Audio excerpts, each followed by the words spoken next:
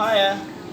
Welcome again, it's me Edward, or simply they call me Mixology Edward. So welcome back again to my channel, and now we're gonna do a very classic, very tasty, and famous ladies called Cosmopolitan. Alright, so of course it's a vodka based cocktail, alright, with triple sec or orange liqueur, or maybe if you wanna use contour, then you can use contour, cranberry, lemon juice, and that's it.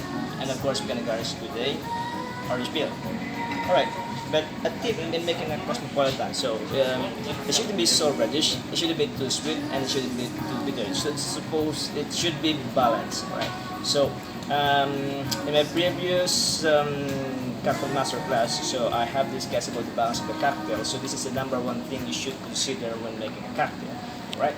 So, and also, since we are using a martini glass here, your martini glass should be chilled, because this is adding a crisp taste of